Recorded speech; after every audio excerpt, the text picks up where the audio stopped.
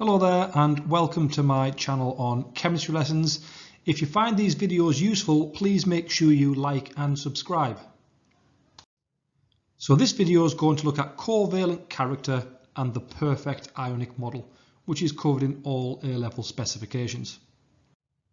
So this is quite often a second year A-level topic, and it comes in under thermodynamics, and it's at the very end of your Born-Haber cycles. So there's three things we're going to cover today. We're going to look at the factors that affect lattice enthalpy and try to explain those trends.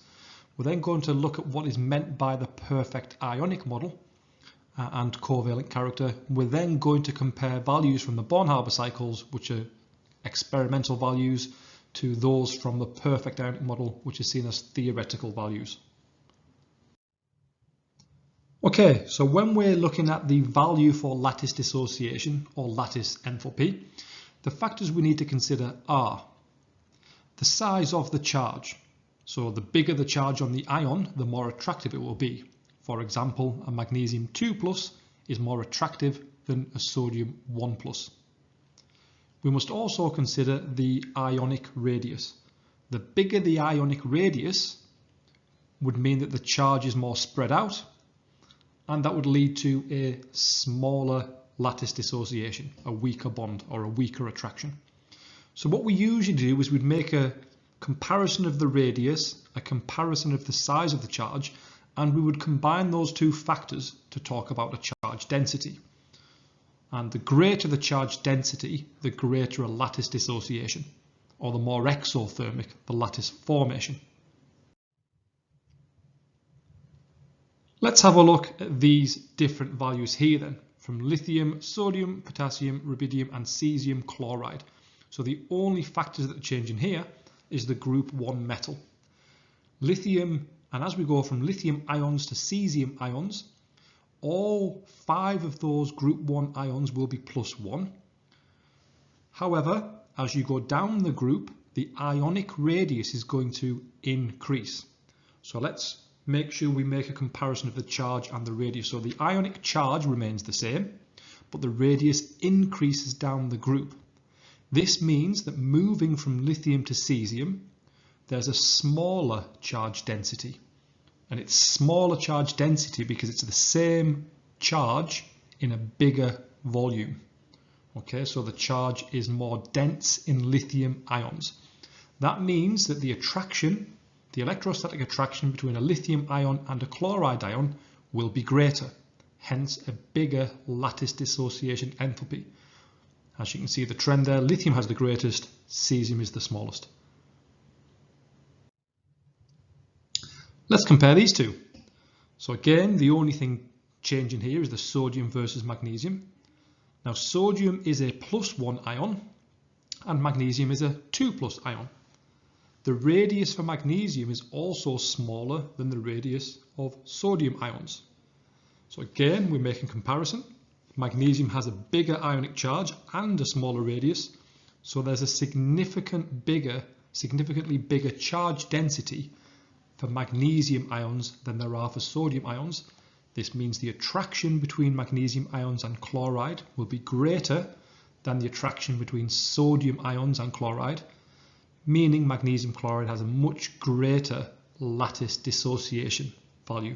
As you can see there, significantly bigger. Let's move on to looking at what is meant by the term perfect ionic model. So the distinction between ionic and covalent bonding is not absolutely black and white.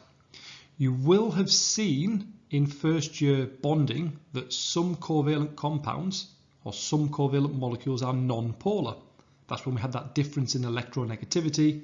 And for example, the bond, a carbonyl bond, is non-polar. Those electrons are not perfectly shared. Oxygen is more electronegative, so the electrons spend more of their time towards the oxygen than they do towards the carbon. So that is not a perfect covalent bond. It's actually a covalent bond with some ionic character. That's a polar bond. It's exactly the same with some ionic compounds. So some ionic compounds can be perfectly ionic with no covalent character. In other words, the only attraction is between a positive ion and a negative ion. That's the only attraction, and that assumes that the ions are perfectly spherical. Now that will make a little bit more sense as we move on, because some ionic compounds will display some covalent character. It's easier to visualize if we look at the electron clouds. So here we have a covalent bond. The top one is 100% covalent, that's non-polar. The electrons are shared perfectly between the two atoms. And the one underneath is a polar covalent because the atom on the right is more electronegative, so the electrons spend more of their time, they're pulled towards the electronegative. It's got a stronger pull of electrons in the covalent bond, so you can see the right hand side of that bond is slightly negative and the left hand side is slightly positive, and that's classed as a polar covalent bond. Now if we look at two different examples of ionic, so if we start with the bottom one is looking at two perfectly spherical ions. So the positive ion is perfectly spherical, the negative ion is perfectly spherical, and the only attraction taking place here is between two oppositely charged ions. It's 100% perfectly ionic. Now the one above, we can see that the two ions are definitely not spherical. Now what's happening is, if you look at the positive ion on the right, what it's doing is it's pulling some of the electron cloud or some of the electrons from the negative ion. So you can see these have been pulled slightly towards that positive ion. And likewise, the positive ion, these have been repelled a little bit by the electron clouds on the negative. So the electron clouds are being involved here. So what we end up having is a small amount of covalent bonding where you've got this section here of electron cloud being shared between the two ions. So that's an ionic bond with some covalent character. There's no overlap of the clouds there, so it's definitely not covalent, it's ionic. But it is displaying some covalent character. Okay, so one of the big things we need to be able to do is to compare values from experimental calculations against theoretical calculations. Now we have calculated using Born-Haber cycles an experimental value for lattice dissociation, and that does include any covalent character. So when you carry out a Born-Haber cycle and you carry out the associated calculations, the value that you get does take into consideration covalent character. So if covalent character is present, you will see it in the experimental value. Now there is another method for calculating lattice dissociation, and it uses the perfect ionic model, but we don't cover those calculations at A level, okay? But if you do follow that method, it will give you a theoretical for the perfect ionic bond. So that method will assume it's perfectly ionic, and that's classed as the theoretical value. Now, here's a point to consider. Covalent character will only ever make the bond stronger. So it will make the lattice dissociation more positive or the lattice formation more negative. So covalent character will only ever add strength to the bond. So quite often the experimental value is bigger than our theoretical value. And that difference between the two values is classed as covalent character. If there's very little or no difference, we would class the bond as perfectly ionic. If there's a big difference, or the bigger the difference, the more covalent character present.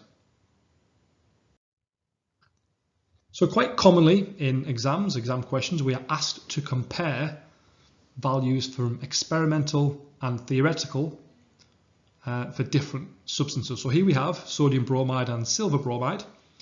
Let's consider the sodium bromide first. You can see that between the experimental value and the theoretical value, there's very, very, very little difference. Okay, so my conclusion here would be that the bonding in sodium bromide is only ionic. I would say that sodium bromide is a perfect ionic bond. The only attraction is between two oppositely charged ions. There's no covalent character. However, looking at silver bromide, there is a noticeable difference. And notice how the experimental value is bigger because it's the experimental value that will take into account covalent, and the theoretical assumes it's perfectly ionic. So we can see there is a difference here. There's some covalent character in the silver bromide bond, hence the difference between the two values. And that's the end of this video. So again, make sure if you find them useful that you do like and subscribe. Thanks very much.